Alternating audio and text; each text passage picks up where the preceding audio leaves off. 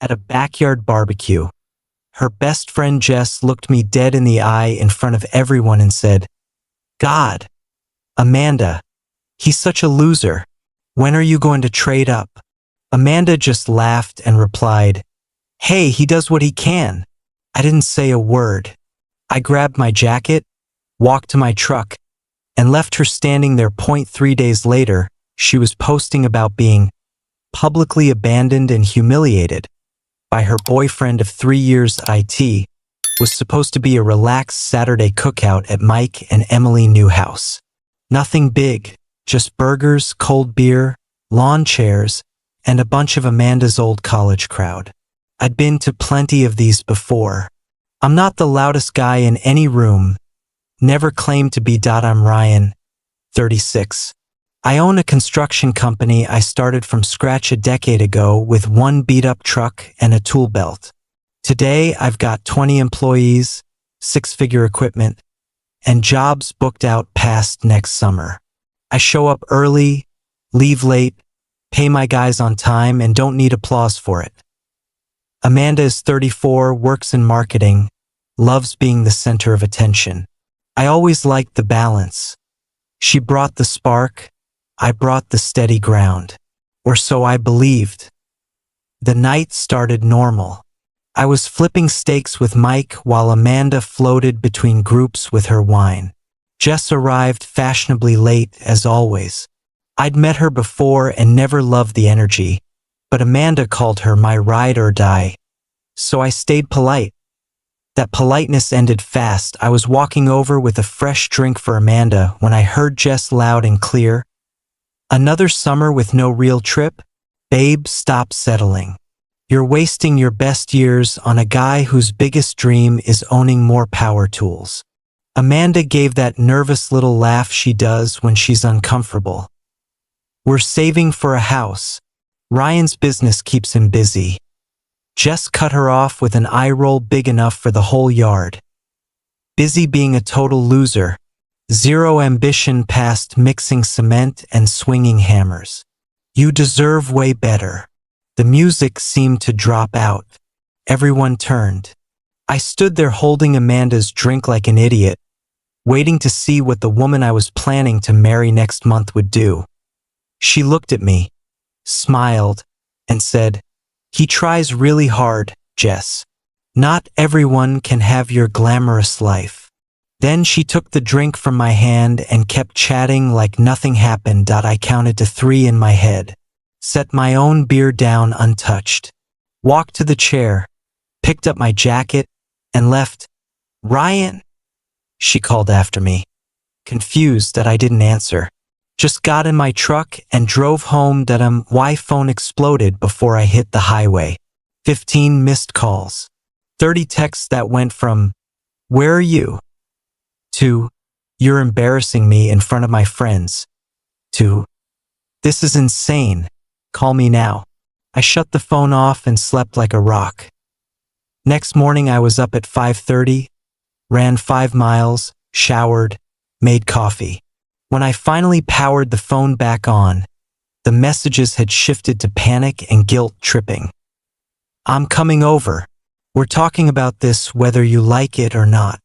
She showed up at 8:15, pushed past me into the house like she still lived there. "What the hell was that, Ryan? You just ditched me? You made me look stupid." I closed the door and leaned against it. "Interesting. I made you look stupid. Not your best friend calling me a loser to my face. Not you laughing and agreeing with her." I didn't agree. I was defusing. By saying I try really hard? Like I'm a participation trophy boyfriend. "You're completely overreacting. It was one dumb comment at a party." "No," I said, voice flat. "It was the moment I saw exactly how you see me when you think no one important is watching." She dropped onto the couch, switched to soft voice mode.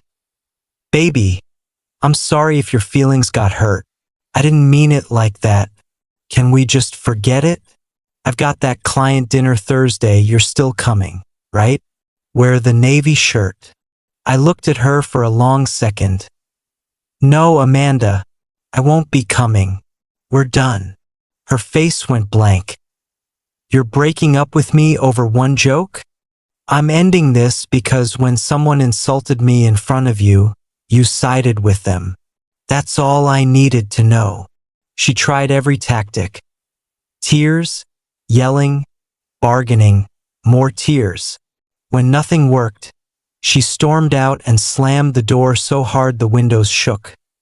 For the next 48 hours, I ignored the nonstop calls and essays she sent. I went to work, hit the gym, started boxing up everything of hers that had slowly migrated into my house over 3 years.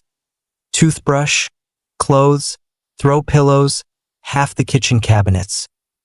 The ring I'd bought 2 months earlier went back in the safe. Day 3, she posted the sob story online.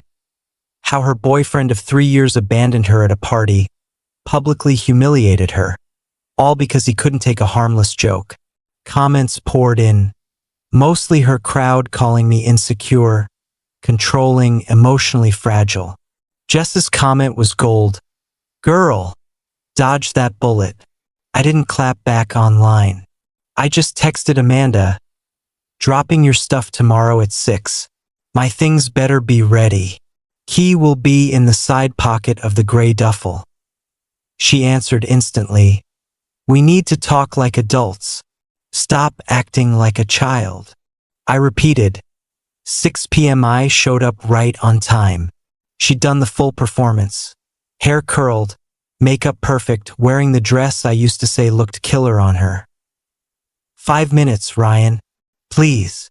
I gave her 5. She launched into a rehearsed apology. Promised Jess would apologize too. Said they could meet us for coffee and smooth everything over. I cut her off. This isn't about Jess. It's about the fact you needed a stranger's insult to say out loud what you actually think of me. She kept pushing. I love you. Doesn't that mean anything? Love that lets someone trash your partner to their face isn't love. It's convenience. Then came the anger. You'll never find anyone else who puts up with your boring life. I smiled, picked up my box. Thanks for making this easier. As I walked out, she yelled, what about Cabo next month? Flights are non-refundable. Everyone's expecting us. I didn't break stride.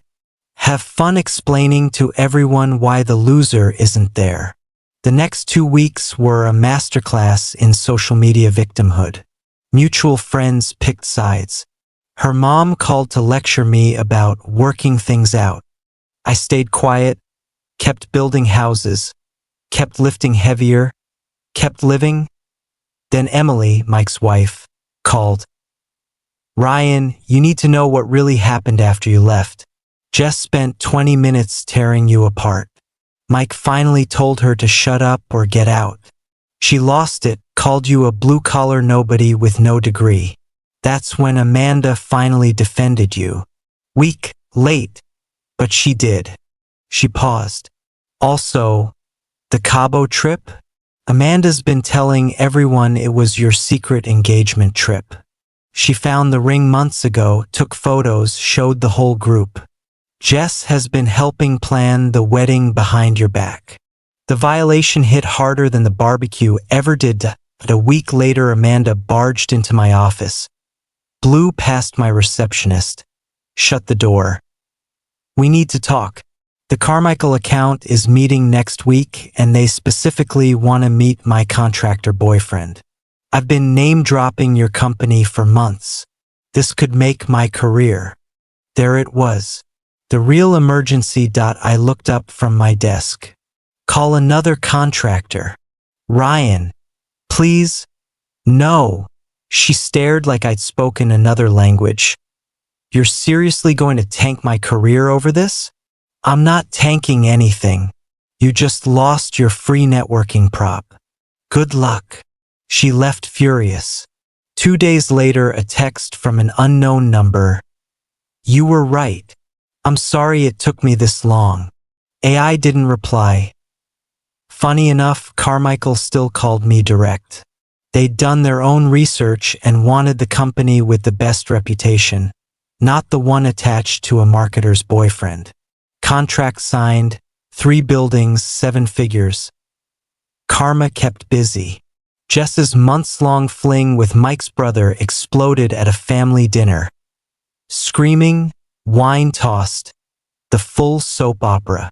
Mike banned both of them from his house. Amanda's firm lost Carmichael and 2 other clients when her boss learned she'd been promising exclusive contractor discounts she had no authority to offer. She kept her job, but got demoted hard. Her dad, a contractor himself, called me out of the blue. I raised her better than that, son. You did the right thing. Respect. 6 months later, I ran into Amanda at a coffee shop. She looked calmer, less like she was performing for an audience. Can we talk for 2 minutes? We sat. She apologized properly. No excuses, no. But Jess, just ownership, said therapy was teaching her why she let toxic people speak for her values. Asked if I was seeing anyone. I told her about Kate, the architect I met in woodworking class. Someone who respects the work because she does the work. We're taking it slow and it feels solid. Amanda nodded, no bitterness. She's lucky. Treat her right. We left it there. Clean closure. Jess apparently moved 3 states away after the family fallout. Don't care. I sold the engagement ring. Put the money toward a small cabin up north. Lakeview, quiet. Mine. Built the dining table inside it with my own hands. Some nights I sit on the dock with a beer and realize peace isn't something you find. It's what's left when you finally stop accepting disrespect. To every guy who messaged me saying this post gave them the push to walk away. Proud of you. Putting on your jacket and leaving isn't weakness. It's the strongest thing a man can do when he finally decides his worth isn't up for debate. That's the end of the story. Back to building things that actually last. The story ends here, but our journey doesn't have to. If you want to join me for the next tale, please subscribe and ring that bell. Your support means everything. Thanks for watching.